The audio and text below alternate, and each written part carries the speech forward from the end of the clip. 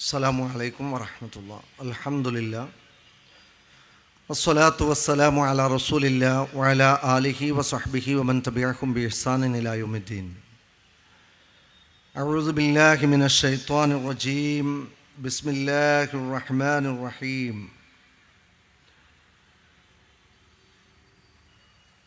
الذي خلق الموت والحياة ليبلوكم أيكم أحسن عملا وهو العزيز الغفور.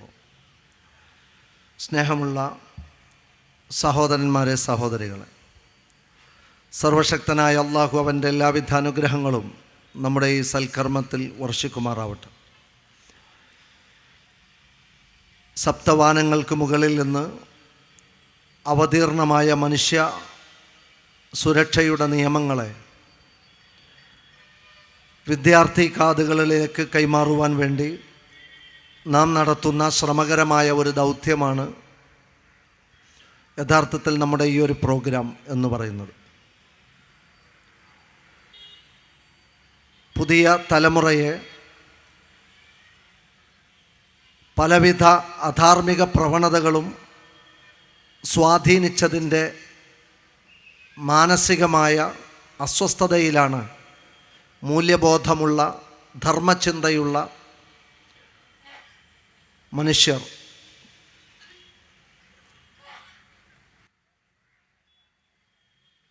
ഒരു കാലത്ത് സത്യം, അസത്യം, ധർമ്മം, അധർമ്മം, നീതി, അനീതി എന്നൊക്കെ നാം കേട്ടിട്ടുണ്ട്. പക്ഷേ സത്യത്തെ വിസ്മരിക്കുകയും അസത്യത്തെ സ്നേഹിക്കുകയും സത്യത്തെ സ്നേഹിക്കുകയും അതിനെ പ്രചരിപ്പിക്കുന്നവരെ വെറുക്കുകയും ചെയ്യുന്ന ഒരു മാനസികാവസ്ഥയിലേക്ക് ഒരു പൊതുബോധം സൃഷ്ടിക്കപ്പെട്ടിരിക്കുന്നു.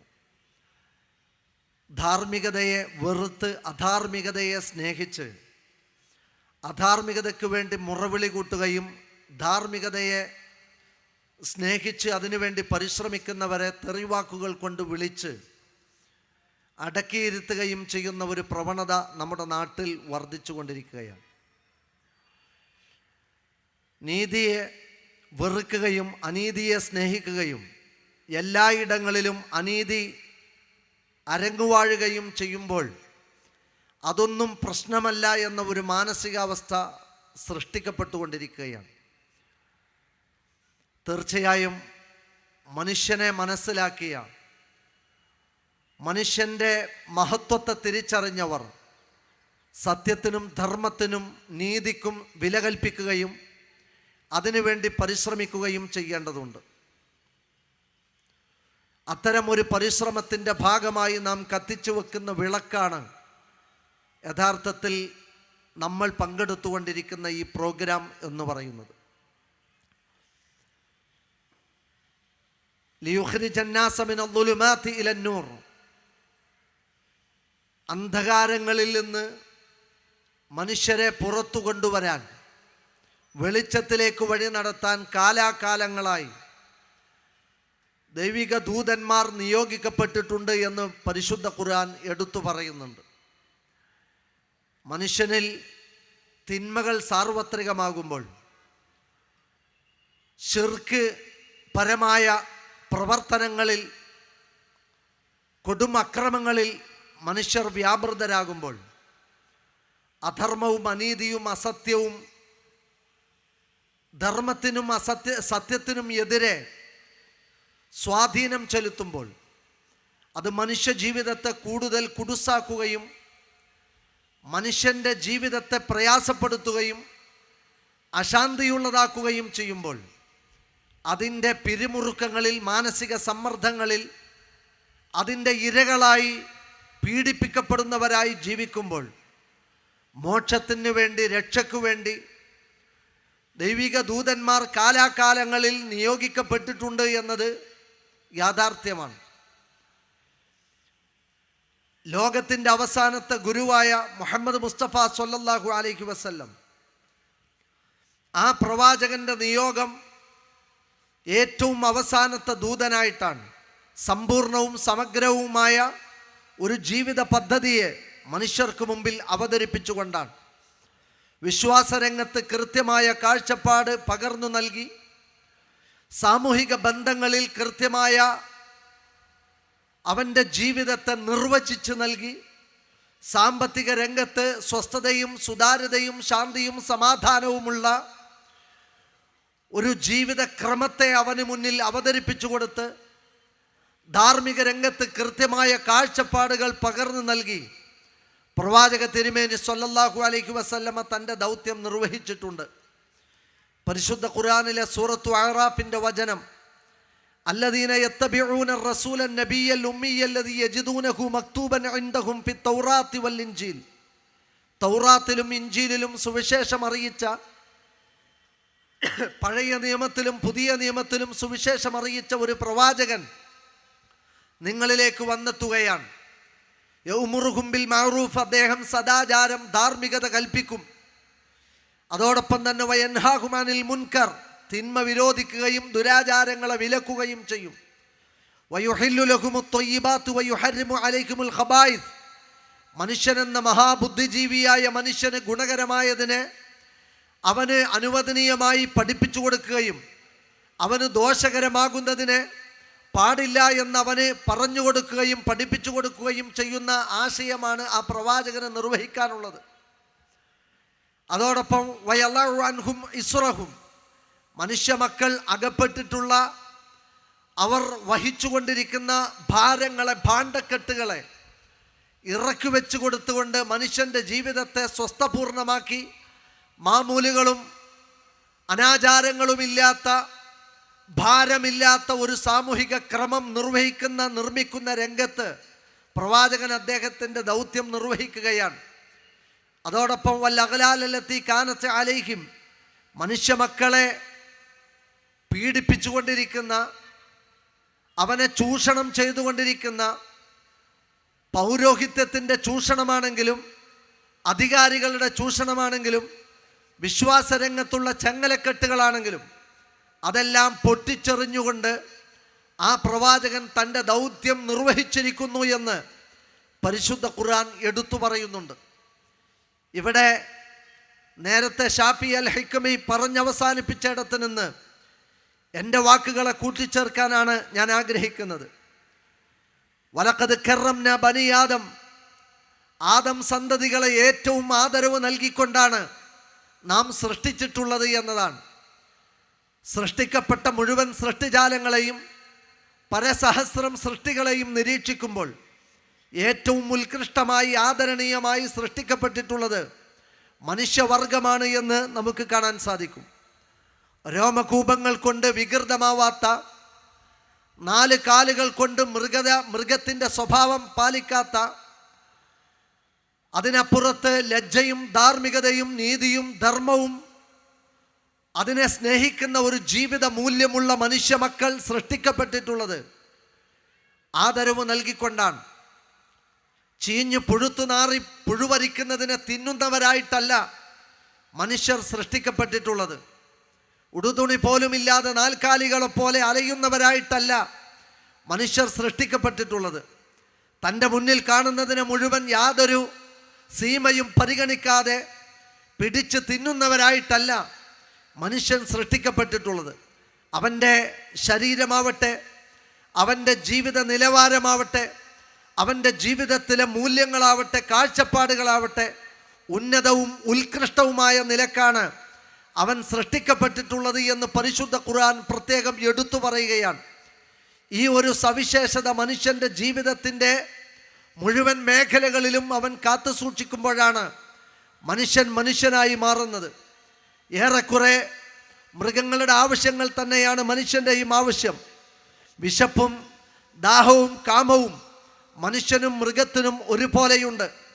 എന്നാൽ മനുഷ്യൻ തൻ്റെതായ മാന്യതയും മാനദണ്ഡങ്ങളും പാലിച്ചുകൊണ്ട് സവിശേഷപ്പെട്ട ഒരു ജീവിതം നയിക്കുമ്പോഴാണ് മനുഷ്യൻ ആദരണീയനായി മാറുന്നതും മൃഗങ്ങളിൽ നിന്ന് വേറിട്ട് നിൽക്കുന്നവനായി മാറുന്നതും. അവിടെയാണ് മനുഷ്യൻ തൻ്റെ ജീവിതത്തിൽ എല്ലാ രംഗത്തും അവൻ്റേതായ മൂല്യങ്ങളും ധാർമ്മിക ബോധവും കാത്തു സൂക്ഷിക്കണം എന്ന് ഇസ്ലാം നിഷ്കർഷിക്കുന്നത്. ഇസ്ലാം അവൻ്റെ മുമ്പിൽ അവതരിപ്പിച്ച ജീവിത ദർശനവും ജീവിത കാഴ്ചപ്പാടുകളും മൂല്യവത്തായ ഏറ്റവും ഉന്നതമായ ജീവിത ദർശനത്തെയാണ്. അതല്ലാത്ത യാതൊരു സീമകളുമില്ലാത്ത, അതിർവരമ്പുകളുമില്ലാത്ത, നിയന്ത്രണവുമില്ലാത്ത ഒരു ജീവിതക്രമത്തെ ഒരിക്കലും ഇസ്ലാം അനുവദിച്ച് നൽകുന്നില്ല. അത് ഇസ്ലാമിൻ്റെ ഏതൊരു മേഖലകൾ എടുത്തു നോക്കിയാലും നമുക്കത് കാണാം. വിശ്വാസരംഗത്ത് മനുഷ്യനോട് ഇസ്ലാം കൽപ്പിക്കുന്നത് തന്നെ സൃഷ്ടിച്ചവൻ ആരാധിക്കുക എന്ന് പറയുന്ന ഏറ്റവും പ്രാപഞ്ചികമായ നീതിയെയാണ്. മനുഷ്യ മക്കളെ മുഴുവൻ പടച്ചു പോറ്റുന്ന പ്രപഞ്ചത്തിൻ്റെ ഉടയവനെ ആരാധിക്കുക എന്ന വിശ്വാസത്തെ അവൻ്റെ മുമ്പിൽ അവതരിപ്പിക്കുമ്പോൾ വിശ്വാസരംഗത്ത് മൂല്യമുള്ള ഒരു കാഴ്ചപ്പാട് പകർന്നു നൽകുകയാണ്. മൃഗങ്ങളും മനുഷ്യരും മൂത്രിക്കുകയും കാഷ്ടിക്കുകയും ചെയ്യുന്ന മണ്ണുകൊണ്ട് കുഴച്ചുണ്ടാക്കിയ രൂപത്തോട് സഹായിക്കണേ എന്ന് പറയുന്ന ഒരവസ്ഥക്കപ്പുറത്ത് വിസർജിക്കുന്നതിനെയും കാഷ്ടിക്കുന്നതിനെയും പുഴുവരിക്കുന്നതിനെയും ചത്തുവീഴുന്നതിനെയും ആരാധിക്കുക എന്ന വിശ്വാസ കാഴ്ചപ്പാടുകൾക്കപ്പുറത്ത് അവനവനെ പടച്ചു പോറ്റുന്ന പ്രപഞ്ചത്തിൻ്റെ സൃഷ്ടാവിനെ ആരാധിക്കുക എന്ന ഏറ്റവും ഉന്നതമായ കാഴ്ചപ്പാടാണ് വിശ്വാസരംഗത്ത് മനുഷ്യർക്ക് ഇസ്ലാം പകർന്നു നൽകുന്നത്. അതോടൊപ്പം തന്നെ ധാർമ്മിക രംഗത്ത് അവൻ്റെ ജീവിതത്തിലേക്ക് ഉന്നതമായ കാഴ്ചപ്പാടുകൾ പകർന്നു നൽകുന്നുണ്ട്. മനുഷ്യന് വിശപ്പ് എന്ന വികാരമുണ്ട്, ദാഹമെന്ന വികാരമുണ്ട്, കാമമെന്ന വികാരമുണ്ട്. ആ വികാരത്തെ മുഴുവൻ അനുവദിച്ച് നൽകുകയും അതിനെ നിഷേധിക്കുകയും ചെയ്യാത്ത മതമാണ് ഇസ്ലാം എന്ന് പറയുന്നത്. പക്ഷേ തിന്നുമ്പോൾ വിശിഷ്ടമായത് തിന്നണം, ആരോഗ്യത്തിന് ഗുണകരമായത് തിന്നണം, അവൻ്റെ ശരീരത്തിന് നല്ല പോഷണം നൽകുന്നത് തിന്നണം എന്ന് പറഞ്ഞ ഇസ്ലാം ഗുണകരമല്ലാത്തതിനെ തിന്നരുത് എന്ന് അവൻ്റെ മുമ്പിൽ വിലക്കുകയുണ്ടായി. അവൻ്റെ ശരീരത്തെ രോഗത്തിലേക്ക് കൊണ്ടുപോകുന്നതിനെ തിന്നരുത് എന്ന് അവൻ്റെ മുമ്പിൽ അതിർവരമ്പ് നിശ്ചയിച്ചു. അത് മനുഷ്യനെ സംരക്ഷിക്കാനും അവൻ്റെ ജീവിതത്തിൻ്റെ ആരോഗ്യത്തെ സംരക്ഷിക്കാനുമുള്ള ഇസ്ലാമിൻ്റെ കൽപ്പനയാണ്. അതോടൊപ്പം തന്നെ അവൻ്റെ ശരീരത്തിൽ അവന് കാമപൂർത്തീകരണത്തിന് ഒരു ഇണതത്വത്തെ അവൻ്റെ മുമ്പിൽ അനുവദിച്ച് നൽകി. ഈ പ്രപഞ്ചം മുഴുവൻ നിലനിൽക്കുന്നത് ഒരു ഇണതത്വത്തിലാണെങ്കിൽ ആണ് പെണ്ണ് എന്ന് പറയുന്ന ഇണതത്വത്തെ അനുവദിച്ച് നൽകുകയും തൻ്റെ ജീവിതത്തിലേക്ക് തൻ്റെ പ്രാണപ്രേയസിയായി, തൻ്റെ സഹധർമ്മിണിയായി ഒരു പെണ്ണിനെ സ്വീകരിക്കുവാനും തൻ്റെ വികാരങ്ങൾക്കുള്ള ശമനം കണ്ടെത്തുവാനും തൻ്റെ ശാരീരിക ആവശ്യ പൂർത്തീകരണത്തിനുള്ള അവസ്ഥകളെ അനുവദിച്ച് നൽകുകയും ചെയ്തിട്ടുള്ള മതമാണ് ഇസ്ലാം. ബ്രഹ്മചര്യം സ്വീകരിച്ച് കന്യാസ്ത്രീയായി മാറി തൻ്റെ ശരീരത്തിൻ്റെ ധർമ്മം പോലും വിസ്മരിച്ച് ഒരു മനുഷ്യകുലത്തിൻ്റെ നിലനിൽപ്പിൽ ഒരു മനുഷ്യക്ക് നിർവഹിക്കാനുള്ള അവൻ്റെ ധർമ്മത്തെ പോലും അനുവദിച്ച് നൽകാത്ത വികാരങ്ങൾ അടിച്ചമർത്തുന്ന നിലക്കുള്ള ഒരു ജീവിതക്രമത്തെയല്ല ഇസ്ലാം മനുഷ്യർക്ക് മുമ്പിൽ വെച്ചിട്ടുള്ളത്. മറിച്ച് അവൻ്റെ ഒരു പെണ്ണിൻ്റെ സ്തനം സൃഷ്ടിക്കപ്പെട്ടതിൻ്റെ പിറകിൽ ഒരു ലക്ഷ്യമുണ്ട്. ഓരോരുത്തരുടെയും ശരീരത്തിൻ്റെ അവയവങ്ങൾ സൃഷ്ടിക്കപ്പെട്ടതിൻ്റെ പിറകിൽ കൃത്യമായ ലക്ഷ്യങ്ങളുണ്ട്. ആ ലക്ഷ്യങ്ങളെ നിറവേറുകയും സാക്ഷാത്കരിക്കപ്പെടുകയും ചെയ്യുന്ന നിലക്ക് കൃത്യമായ ഒരു ധാർമ്മികതയുടെ ജീവിതക്രമം അവൻ്റെ മുമ്പിൽ അവതരിപ്പിച്ച് നൽകുകയുണ്ടായി. പണ്ട് കാലത്തൊക്കെ നമ്മുടെ കുടുംബ ജീവിതത്തിന് ധാർമ്മിക പരിശുദ്ധിയുടെ ഒരു മറയുണ്ടായിരുന്നു. ഉപ്പയും ഉമ്മയും ജ്യേഷ്ഠനും അനുജനും ആങ്ങളെയും പെങ്ങളും കൂട്ടുകുടുംബവും ഉൾക്കൊള്ളുന്ന ധാർമ്മിക പരിശുദ്ധിയുടെ മറ. എന്നാൽ ഇന്ന് ആ മറ നിഷ്കാസനം ചെയ്യപ്പെടുകയും കുടുംബമെന്ന സങ്കല്പത്തെ പോലും വെല്ലുവിളിക്കുകയും ഉദാര ലൈംഗികതയും ഫ്രീ സെക്സും ലിബറൽ സെക്സും കോഹാബിറ്റേഷനും ഞങ്ങൾക്ക് വേണമെന്ന് മുറവിളി കൂട്ടുകയും ഇൻഡിവിജ്വാലിസത്തിലേക്കും യൂട്ടിലിറ്റേറിയലിസത്തിലേക്കും അതോടൊപ്പം മെറ്റീരിയലിസത്തിലേക്കും മനുഷ്യ മക്കളെ വലിച്ചു കൊണ്ടുപോവുകയും അങ്ങനെ സ്വതന്ത്രവാദത്തിൻ്റെ പുതിയ മേച്ചിൽപ്പുറങ്ങളിൽ താൽക്കാലിക സുഖാസ്വാദനങ്ങളുടെ വരട്ടുവാദങ്ങളെ അവതരിപ്പിച്ചുകൊണ്ട് മനുഷ്യരുടെ ജീവിതത്തിൻ്റെ ക്രമത്തിൻ്റെ താളം തെറ്റിച്ച് മനുഷ്യരിലെ ചില അക്രമകാരികൾ ഈ സമൂഹത്തിൻ്റെ സ്വാസ്ഥ്യം കെടുത്തുന്ന നിലക്ക് നാസ്തിക ഈ ധാർമ്മികതയ്ക്കുമേൽ കത്തിവെക്കുന്ന ഒരു ജീവിതക്രമത്തെ ഇവിടെ ആവിഷ്കരിക്കുകയും ചെയ്യാനുള്ള ഒരു ശ്രമം നടന്നുകൊണ്ടിരിക്കുന്നിടത്താണ് ഇസ്ലാം അജയ്യമാകുന്നതും ഇസ്ലാമിൻ്റെ ജീവിതക്രമം ഇന്നതാണ് എന്ന് ഒരു സമൂഹത്തോട് നാം വിളിച്ചു പറയുകയും ചെയ്യുന്നത്. നാസ്തികരാവട്ടെ മനുഷ്യരാവട്ടെ തൻ്റെ വികാരത്തിന് അടിമപ്പെട്ടുകൊണ്ട് താൻ നിർവചിക്കുന്ന ധാർമ്മികത അതൊരിക്കലും ഒരു സാമൂഹിക ക്രമത്തെ സമാധാനപരമായ ഒരു അന്തരീക്ഷത്തിൽ നിലനിർത്തുകയില്ല. ഇവിടെ തൻ്റെ പൊന്നുമോളെ ആ ഇളം പൈതലിൻ്റെ ശരീരത്തിൽ തൻ്റെ കാമദാഹം പൂർത്തീകരിച്ച ഒരു നരാധമനെ ആ പെൺകുട്ടിയുടെ ഉപ്പ കൊല്ലുകയുണ്ടായി. ഇവിടെ ആ പെൺകുട്ടി പിച്ചു ചീന്തപ്പെട്ടിടത്ത് നാസ്തികർക്ക് നിർവചിക്കാനുള്ള ധാർമ്മികത എന്താണ്? തൻ്റെ മുമ്പിൽ സുഖാസ്വാദനങ്ങൾക്ക് തനിക്ക് എന്തിനേയും സ്വീകരിക്കാം, അവിടെ യാതൊരു അതിർവരമ്പുകളെയും പാലിക്കപ്പെടേണ്ടതില്ല. അതുകൊണ്ട് തനിക്ക് തോന്നിയത് പീഡോഫീലിയയാണെങ്കിൽ തൻ്റെ മനസ്സിൽ വന്നതൊരു പെൺ പൈതലിനെ തൻ്റെ കാമദാഹത്തിന് വേണ്ടി ഉപയോഗപ്പെടുത്തുക എന്നതാണ് തനിക്ക് ശരിയെങ്കിൽ നാസ്തികർ നിർവചിക്കുന്ന ധാർമ്മികത. പക്ഷേ കൊല്ലപ്പെട്ട പെൺകുട്ടിയുടെ ഉപ്പയുടെ മനസ്സിലെ ധാർമ്മികതയല്ല. കൊല്ലപ്പെട്ട പെൺകുട്ടിയുടെ ഉപ്പ നിർവചിച്ച ധാർമ്മികത എന്ന് പറയുന്നത്, ഞാൻ പൊന്നുപോലെ പോറ്റി വളർത്തിയ ഒരു പൂമ്പാറ്റയെ പോലെ ചിത്രശലഭത്തെ പോലെ പറന്നു നടക്കേണ്ട തൻ്റെ കുഞ്ഞിളം പൈതലിനെ കടിച്ചു കീറിയ മാന്തിപ്പൊളിച്ച നരാധമനെ കൊന്നുകളയുക എന്ന അദ്ദേഹത്തിൻ്റെ മനസ്സിൽ രൂപപ്പെട്ട ധാർമ്മികതയാണ്. എന്നാൽ ഒരു സാമൂഹിക സുരക്ഷയെ മുൻനിർത്തി ഇവിടുത്തെ നിയമങ്ങളെ മനുഷ്യർ കയ്യിലെടുത്ത് അവരവർ ധാർമ്മികത നിശ്ചയിച്ച് അവരവർ ശരിയും സത്യവും നിർവചിച്ച് അവരവർക്ക് തോന്നുന്ന രീതിയിൽ തൻ്റെതായ തീരുമാനങ്ങൾ നടപ്പിലാക്കിയാൽ ഒരിക്കലും ഒരു ശാന്തസുന്ദരമായ സാമൂഹിക ജീവിതക്രമം കൊണ്ടുവരാൻ സാധിക്കുകയില്ല എന്ന് ബുദ്ധിയുള്ള ഏതൊരു മനുഷ്യനും മനസ്സിലാകുന്ന കാര്യമാണ്. അതുകൊണ്ട് തന്നെ ഈ ധാർമ്മികത നിർവചിക്കാൻ, കൃത്യമായി മനുഷ്യ ജീവിതത്തിൻ്റെ സുരക്ഷയെക്കുറിച്ച് പഠിപ്പിക്കാൻ അവനെ പടച്ചു പോറ്റുന്ന പ്രപഞ്ചത്തിൻ്റെ സൃഷ്ടാവിന് മാത്രമാണ് അധികാരമെന്നും ആ പ്രപഞ്ചത്തിൻ്റെ സൃഷ്ടാവ് അവതരിപ്പിച്ചു നൽകിയ ജീവിത ദർശനത്തെ പാലിക്കുക വഴിയാണ് സ്വസ്ഥശാന്ത സുന്ദരമായ ഒരു ജീവിതക്രമം സാധ്യമാവുക എന്നും നമുക്ക് മനസ്സിലാക്കാൻ സാധിക്കുന്നതാണ്. അവിടെയാണ് ഇവിടെ ഏതാണ് ധാർമ്മികത, എന്താണ് സത്യം, എന്താണ് നേര്, എന്താണ് നീതി, എന്താണ് ധർമ്മം എന്ന് നമുക്ക് തിരിച്ചറിയാൻ സാധിക്കേണ്ടത്. ഇവിടെ കേട്ടുകേൾവിയില്ലാത്ത പല വാർത്തകളും നമ്മുടെ നാടുകളിൽ പരന്നുകൊണ്ടിരിക്കുകയാണ്. അതായത് ഇൻസെസ്റ്റ് സെക്സ് എന്ന് പറയുന്ന ഒരു ജീവിതക്രമത്തിന് വേണ്ടി മുറവിളി കൂട്ടുകയാണ്. പണ്ട് പാശ്ചാത്യ ലിബറൽ കൺട്രീസിലും സ്കാൻഡിനേവിയൻ രാഷ്ട്രങ്ങളിലും മാത്രം കേട്ടിരുന്ന ഒരു ശബ്ദം ഇന്ന് നമ്മുടെ നാടുകളിലേക്ക് കൊണ്ടുവരണം എന്നത് നാം കേട്ടുകൊണ്ടിരിക്കുമ്പോൾ അതിനുവേണ്ടി പൊതുജന സ്വാധീനമുള്ള സാമൂഹിക മാധ്യമങ്ങൾ ഉപയോഗിച്ചുകൊണ്ട് അത്തരത്തിൽ ഇൻസെസ്റ്റ് സെക്സിനെ പ്രോത്സാഹിപ്പിക്കുന്ന ഒരു നിലവാരത്തിലേക്ക് നമ്മുടെ സമൂഹം വഴിമാറിക്കൊണ്ടിരിക്കുന്നുവോ എന്ന ആശങ്ക വളർന്നു വരുന്ന തലമുറയെ അവരുടെ ധാർമ്മികത നിർവചിക്കുന്ന ധർമ്മസമരത്തിൻ്റെ വിദ്യാർത്ഥി കാലം എന്ന ഈ പ്രമേയത്തിൽ നമ്മൾ ഉയർത്തിക്കൊണ്ടുവരാൻ ആഗ്രഹിക്കുകയാണ്. ഒരു ഉമ്മ തൻ്റെ സ്വന്തം മോനുമായി ശാരീരിക ബന്ധത്തിലേർപ്പെടുന്ന ഒരു ജീവിതക്രമത്തെയാണ് ഇൻസെസ്റ്റ് സെക്സ് എന്ന് പറയുന്നത് കൊണ്ടുവരുന്നത്.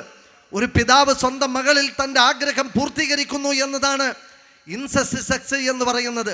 രക്തബന്ധങ്ങൾ തമ്മിലുള്ള ആ ഒരു ചോര ബന്ധത്തെ പോലും പരിഗണിക്കാത്ത വിധത്തിൽ ഒരു ജീവിതക്രമത്തെ ഇവിടെ ഇതിനു വേണ്ടി മുറവിളി കൂട്ടുമ്പോൾ അവിടെയാണ് ഇത് വരുത്തിവെക്കുന്ന ദൂരവ്യാപകമായ പ്രത്യാഘാതങ്ങളെക്കുറിച്ച്, അത് വരുത്തിവെക്കുന്ന സാമൂഹിക അരാജകത്വത്തെക്കുറിച്ച് പരിശുദ്ധ ഇസ്ലാം അതിശക്തമായി ഇടപെടുന്നത് എന്ന് നമുക്ക് കാണാൻ സാധിക്കും.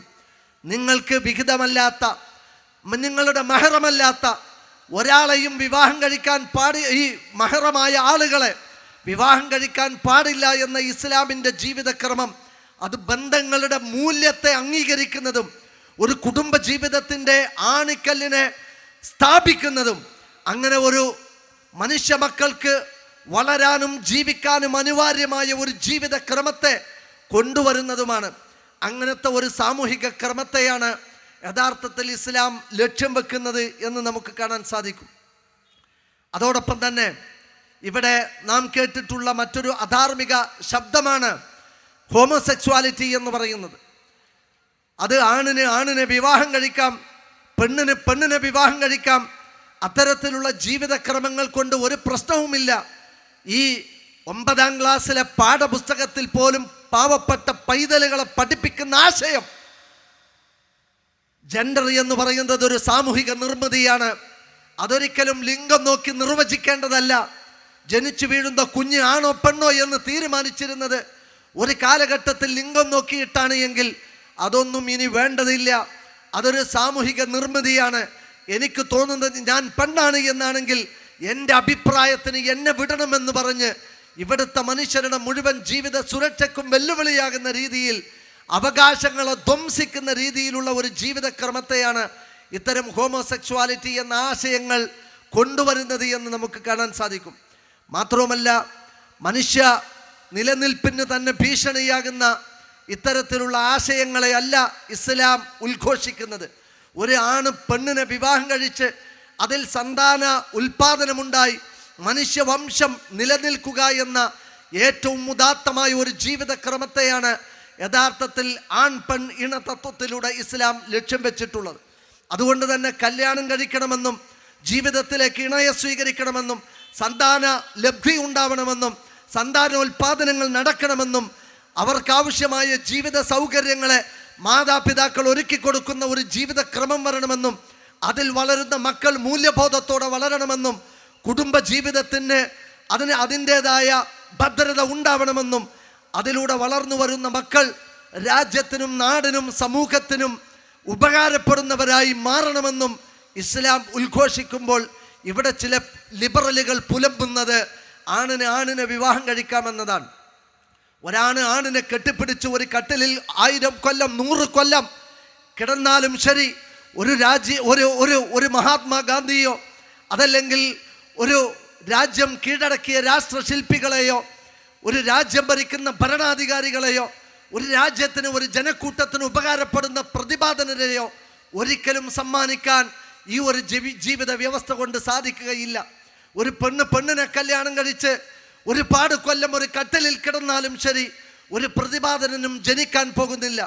അതുകൊണ്ട് തന്നെ പ്രകൃതി വിരുദ്ധമായ ഇത്തരം ആശയങ്ങളെ ജീവിതത്തിലേക്ക് വരണമെന്ന് മുറവിളി കൂട്ടി ജുഡീഷ്യറികളെ സമീപിച്ച് നിയമനിർമ്മാണ സഭകളെ സമീപിച്ചുകൊണ്ട് തങ്ങൾക്ക് അനുകൂലമായ വിധി സമ്പാദിച്ചുകൊണ്ട് മനുഷ്യർക്ക് ഭീഷണിയാകുന്ന മാരകമായ രോഗത്തിലേക്ക് മനുഷ്യ മക്കളെ കൊണ്ടുതള്ളുന്ന ഇത്തരത്തിലുള്ള ജീവിതക്രമം മനുഷ്യർക്ക് ഭീഷണിയാണ് എന്ന് വരും തലമുറയ്ക്ക് മുന്നിൽ ഉദ്ഘോഷിക്കാനാണ് നമ്മൾ ഇത്തരത്തിലുള്ള ഒരു പ്രോഗ്രാം മുന്നോട്ട് വെച്ചിട്ടുള്ളത്.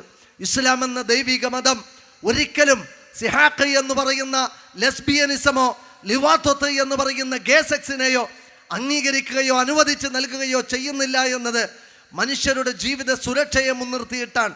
വേൾഡ് ഹെൽത്ത് ഓർഗനൈസേഷൻ പുറത്തുവിട്ട പഠനപ്രകാരം മങ്കി പോക്സി എന്ന് പറയുന്ന മരണകാരിണിയാകുന്ന രോഗങ്ങൾ വരെ ഇതുപോലെയുള്ള ഹോമോസെക്സ്വലുകളിലൂടെയാണ് പടർന്ന് പന്തലിക്കുന്നത് എന്ന വെളിപ്പെടുത്തലുകൾ തീർച്ചയായും അധികാരികളുടെ കണ്ണു തുറപ്പിക്കേണ്ടതുണ്ട് എന്നാണ് നമുക്ക് ഓർമ്മപ്പെടുത്താനുള്ളത്.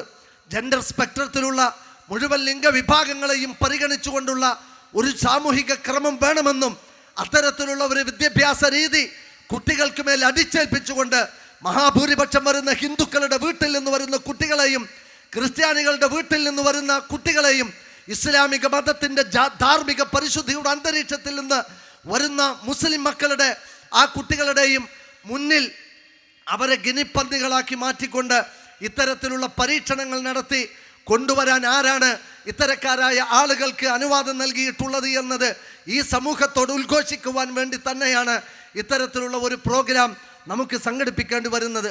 അതോടൊപ്പം തന്നെ നാം കേട്ടുകേൾവിയില്ലാത്ത പല തിന്മകൾ, തൻ്റെ ഇണകളെ വെച്ചുമാറുന്ന ആശയങ്ങൾ കേരളത്തിലെ സമീപ ജില്ലകളിൽ നിന്ന് പോലും കേട്ടുകൊണ്ടിരിക്കുകയാണ്. കളിയുടെ ഭാഗമായി ഇന്നത്തെ രാത്രിയിലേക്ക് എൻ്റെ ഇണയെ നീ എടുത്തോളൂ, നിന്റെ ഇണയെ ഞാൻ എടുത്തോളാം എന്ന് പറയുന്ന ഒരു ജീവിതക്രമത്തെ നമ്മുടെ നാടുകളിലേക്ക് കൊണ്ടുവരാൻ ശ്രമിക്കുന്നു എന്നത് എത്രമേൽ വലിയ ഒരു അരാജകത്വത്തെയും അധാർമികതയെയുമാണ് ഒരു സമൂഹത്തിൽ സൃഷ്ടിക്കുക എന്നത് തീർച്ചയായും നമ്മളെല്ലാവരും അഡ്രസ്സ് ചെയ്യേണ്ട മറ്റൊരു വിഷയമാണ്. അതുകൊണ്ട് തന്നെ ഇവിടെ നമ്മെ സംബന്ധിച്ചിടത്തോളം ധാർമ്മികത എന്ന് പറയുന്നത് മനുഷ്യരുടെ ഒരു സവിശേഷമായ പ്രത്യേകതയാണ്.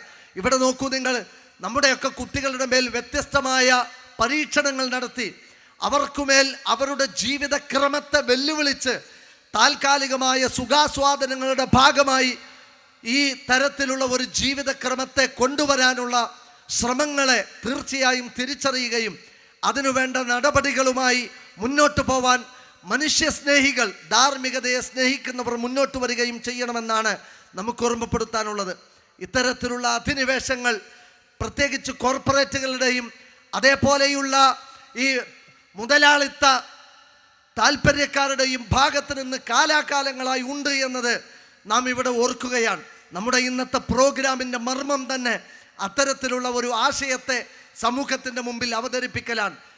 ഭൂമിശാസ്ത്രപരമായ അധിനിവേശം, സൈദ്ധാന്തികമായ അധിനിവേശം, സാംസ്കാരികമായ അധിനിവേശം, ഇത് കാലാകാലങ്ങളായി ഒരു ഫാഷിസ്റ്റ് സ്വഭാവത്തോടു കൂടി തന്നെ നമ്മുടെ നാടുകളിൽ ഇന്ന സ്ഥലം അതിർവരമ്പുകളില്ലാത്ത വിധം നിലനിൽക്കുന്ന ഒരവസ്ഥയാണ്. പലസ്തീനിൻ്റെ മണ്ണ് അത് തട്ടിയെടുക്കുവാനും എന്നിട്ടവിടെ ആളുകൾക്ക് വന്നു പോകാനുള്ള ഒരു ടൂറിസ്റ്റ് കേന്ദ്രമാക്കാനും ശ്രമിക്കുമ്പോൾ ആ പലസ്തീനിൻ്റെ ആ മണ്ണവകാശപ്പെട്ട ആളുകളെ ക്രൂരമായി കൊന്നു വേട്ടയാടി സ്കൂളുകളും വിദ്യാലയങ്ങളും അടക്കം നശിപ്പിച്ച് അഭയാർത്ഥി ക്യാമ്പുകളിൽ അടക്കം ബോംബിട്ട് ധിക്കാരം പ്രവർത്തിച്ചുകൊണ്ട് മുന്നോട്ട് പോകുന്നത് ഈ പറയുന്ന ഭൂമിശാസ്ത്രപരമായ അധിനിവേശത്തിൻ്റെ ഭാഗമാണ്.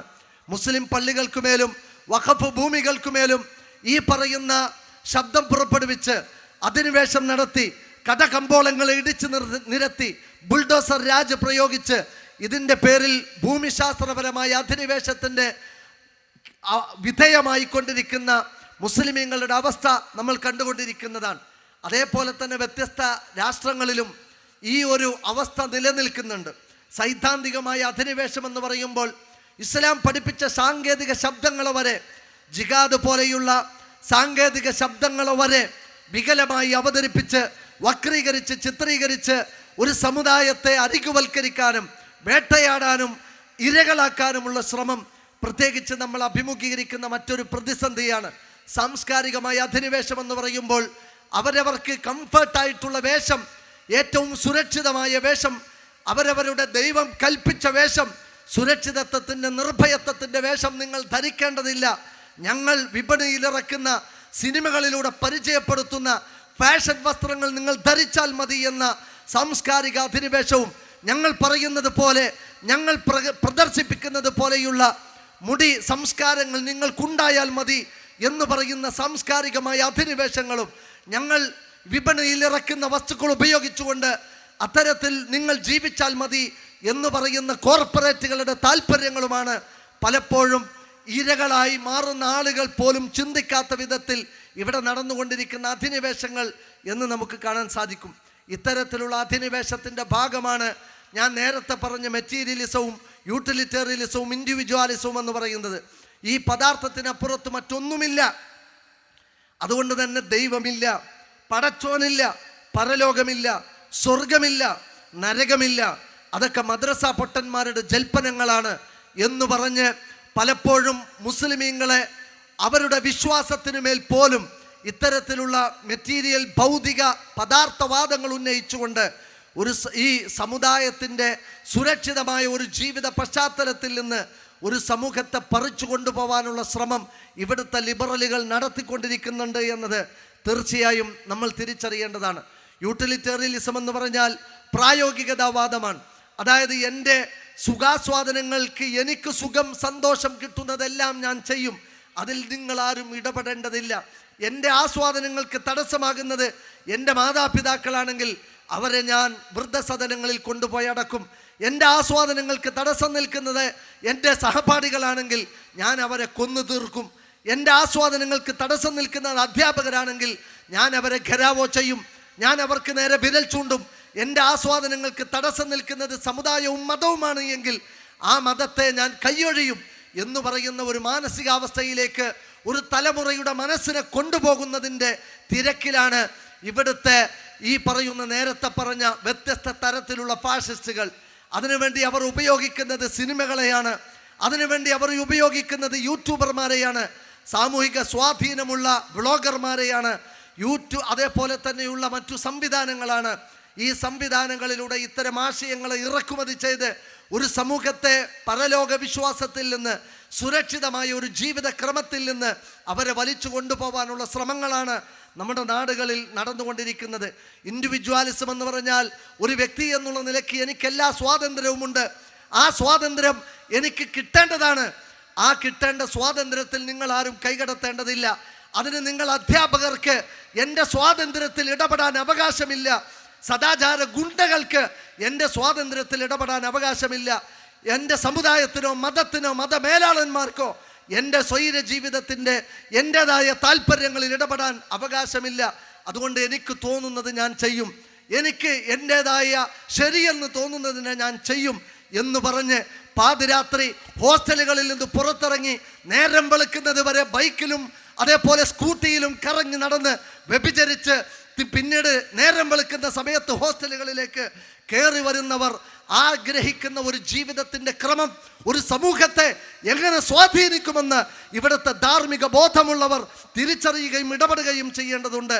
ഈ സമയത്ത് മുറവിളി കൂട്ടുന്നത് ലഹരിക്കെതിരെയാണെങ്കിൽ ലഹരിയുടെ അതിൽ ചെന്നുപെട്ട ഒരു തലമുറയെ ഓർത്തിട്ടാണ് നമ്മുടെ നിയമനിർമ്മാണ സഭകളിൽ ആളുകൾ വേവലാതിപ്പെടുന്നത് എങ്കിൽ ഇവിടെ ഇതിൻ്റെ മുഴുവൻ ത്രിതല പഞ്ചായത്തുകളും ഇടപെട്ടുകൊണ്ട് ലഹരിക്കെതിരെ ക്യാമ്പയിനുകൾ സംഘടിപ്പിക്കുന്നത് എങ്കിൽ സമീപഭാവിയിൽ നമ്മുടെ തലമുറ അനുഭവിക്കുന്ന അതിലും വലിയ പ്രതിസന്ധി എബോളയും സിഫിലിസും ഗൊണേറിയയും എയ്ഡ്സും അടക്കം ഉള്ള മാരകമായ ശാരീരിക രോഗങ്ങൾ കൊണ്ട് പൊറുതിമുട്ടുന്ന ഒരു സമൂഹം ഇവിടെ ഉണ്ടായി വരുന്നു എന്ന ഭയപ്പാട് മനുഷ്യരെ സ്നേഹിക്കുന്ന, കുടുംബത്തെ സ്നേഹിക്കുന്ന, മനുഷ്യരിലെ നന്മയെ സ്നേഹിക്കുന്ന നമുക്കുണ്ടായിരിക്കേണ്ടതുണ്ട്.